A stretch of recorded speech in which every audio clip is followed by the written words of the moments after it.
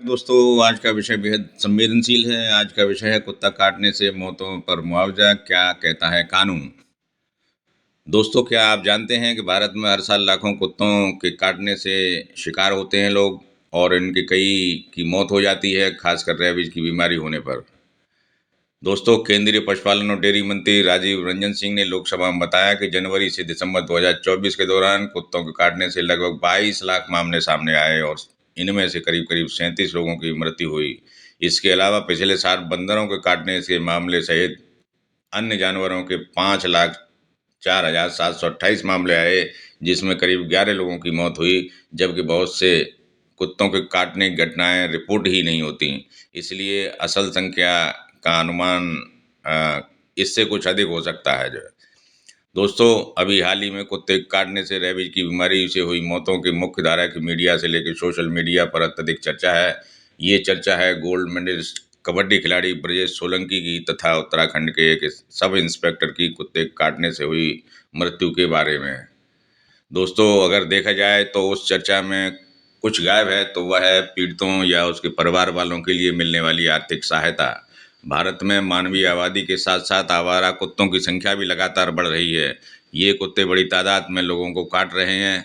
यह सही है कि हर कुत्ते के काटने से रेबीज की बीमारी नहीं हो सकती, लेकिन सावधानी के उद्देश्य से कुत्ते के काटने पर एंटी रेबीज का टीका लगवाना आवश्यक है। भारत में अभी भी लोग आर्थिक तंगी और लापरवाही के कारण 24 घंटे के भीतर टीका नहीं लगवाते या लगवाते हैं तो लेट लतीफ़ लगवाते हैं। ऐसी स्थिति में बीमारी के लक्षण दिखने के बाद उनके जीवन को बचाना मुश्किल ही नहीं बल्कि असंभव हो जाता है।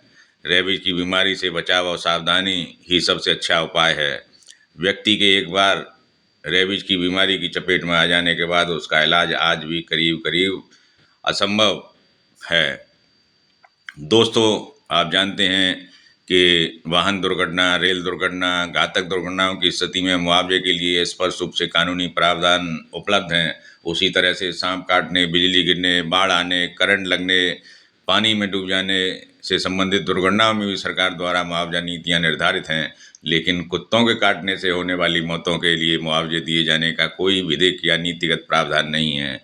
लेकिन कुत्तों के काटे जाने से हुई मौतों के कई मामलों में मृतक के परिवारजनों ने न्यायालय का रास्ता अपनाया, जिसके परिणाम स्वरूप पीड़ित परिजनों को मुआवजे की कानूनी लड़ाई जीतने में सफलता मिली।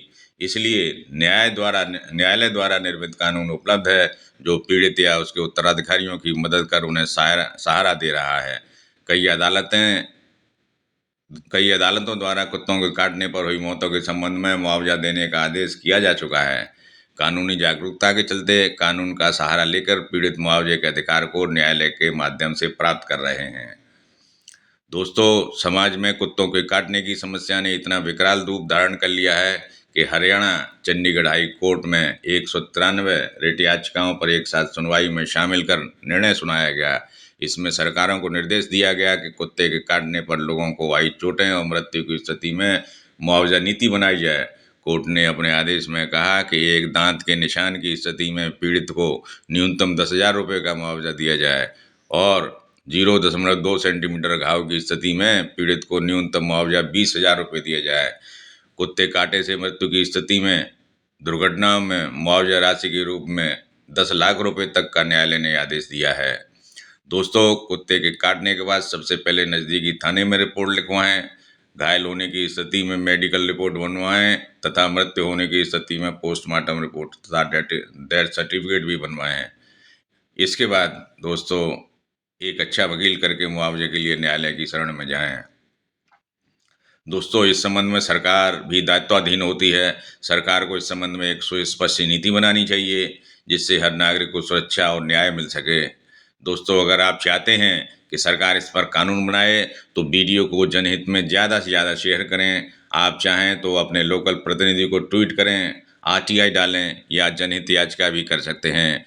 दोस्तों, वीडियो पसंद आया हो तो लाइक करें और ऐसे ही ज़रूरी विषय पर अपडेट के लिए चैनल को सब्सक्राइब करना न भूलें। वीडियो का नीचे कमेंट में लिखिए कि क्या आपके क्षेत्र में डाक की समस्या है। धन्यवाद। और दोस्तों, इसके प्रति सतर्क जरूर रहें। धन्यवाद।